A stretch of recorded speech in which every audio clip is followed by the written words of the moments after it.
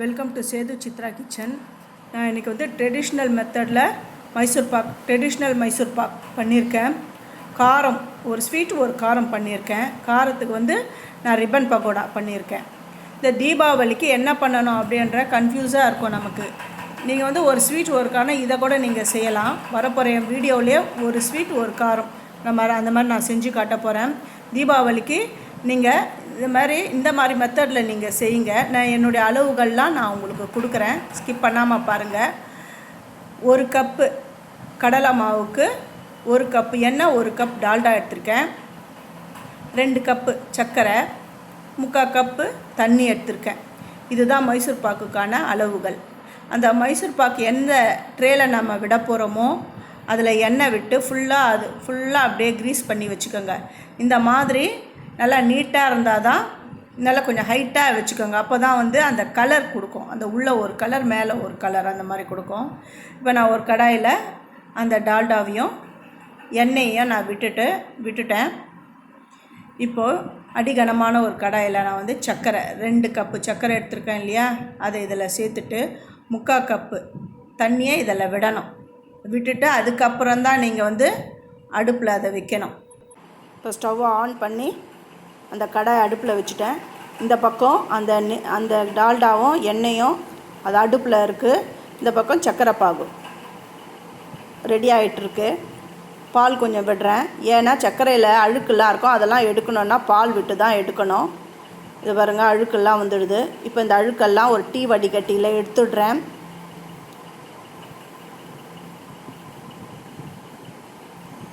அது என்ன சர்க்கரையில் 3/4 கப்பு தான் தண்ணி விடணுமா அப்படின்னு கேட்குறீங்களா? அப்படிலாம் கிடையாது.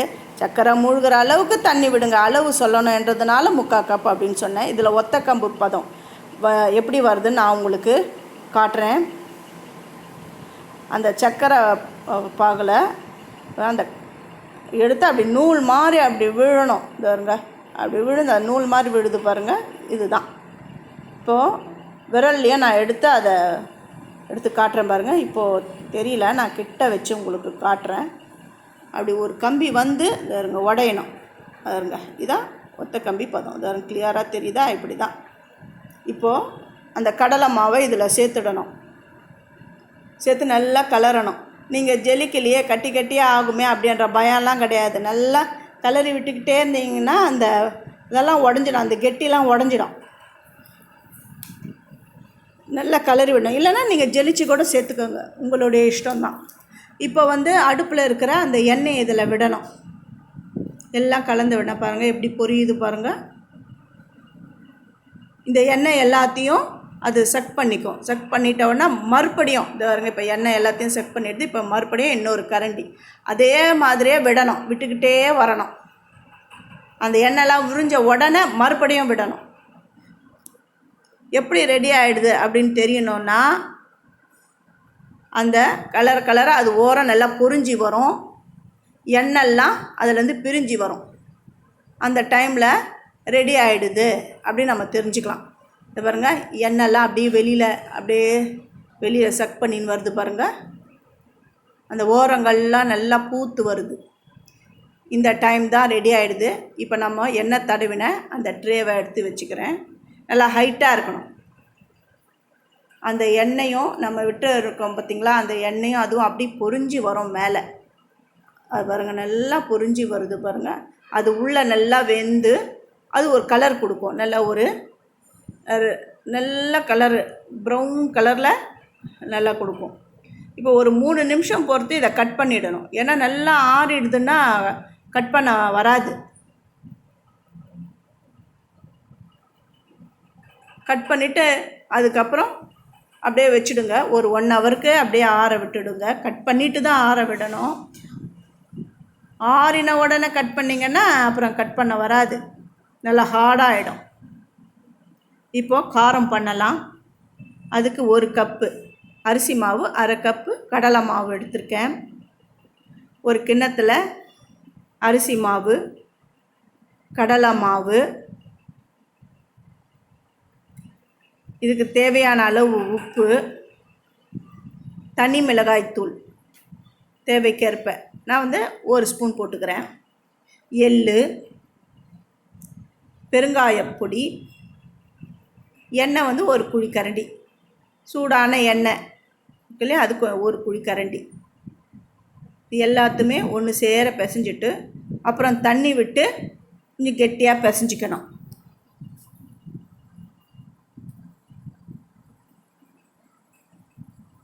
இந்த மாதிரி பிசைஞ்சிக்கோங்க. ரிப்பன் பக்கோடாவுக்கு எந்த அச்சுன்னு உங்களுக்கு தெரியும், சொல்ல வேண்டியதில்லை. இந்த மாதிரி அச்சு நான் 4 இது இருக்குது, அதனால் 4 ஹோல்ஸ் இருக்கிறதுல சேர்த்துக்கிறேன். உங்களுக்கு 1 இருந்தாலும் சரி, 2 பக்கம் இருந்தாலும் அது போட்டே நீங்கள் பிழிஞ்சிக்கலாம். மாவு இது உள்ளே திணிச்சிட்டேன். கடாயில் எண்ணெய் விட்டு அது அடுப்பில் சூடாகிட்டுருக்கு. இப்போ எண்ணெய் நல்லா சூடான உடனே ரிப்பன் பக்கோடாவில் நான் பிழிஞ்சு விட்டுடுறேன்.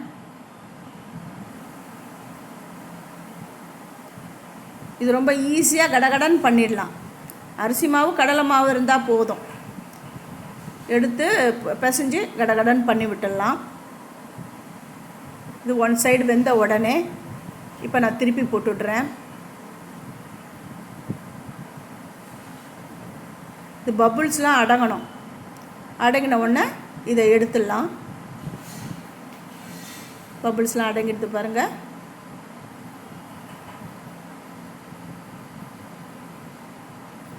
இதை எடுத்துடுறேன். இப்போது 2 ஹவர் ஆறிடுது. மைசூர் பாக்கை இதோ இப்படி தான் கவுக்கணும். கவிழ்த்து எடுத்துடுறேன். நான் எடுத்துகிட்டு பாருங்கள் எப்படி இருக்குன்னு பாருங்கள்.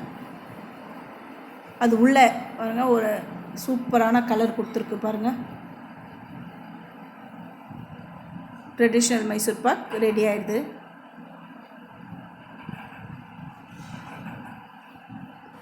சூப்பரான ட்ரெடிஷ்னல் மைசூர் பாக்கு சூப்பராக வந்திருக்கு. வரப்போகிற தீபாவளிக்கு என்னுடைய சேனலில் இப்போ நிறைய தீபாவளி ரெசிபீஸ் தான் நான் போட போகிறேன். தொடர்ந்து என்னுடைய சேனலில் நீங்கள் பார்க்கலாம். கிறிஸ்பியான ஓலை பக்கோடாவும் ரெடி ஆகிடுது. இதை நீங்களும் உங்கள் வீட்டில் தீபாவளி அப்போது நீங்கள் செஞ்சு பாருங்கள். செஞ்சு பார்த்துட்டு எப்படி வந்ததுன்னு எனக்கு கமெண்ட் பண்ணுங்கள். இது இந்த 1 மாதம் ஆனாலும் இந்த ட்ரெடிஷ்னல் மைசூர் பாக்கு வந்து கெட்டு போகாது. அவ்வளோ நல்லாயிருக்கும். நல்லா சூப்பரான ட்ரெடிஷ்னல் மைசூர் பாக்கு உங்கள் வீட்டில் செஞ்சு பாருங்கள். தேங்க்யூ.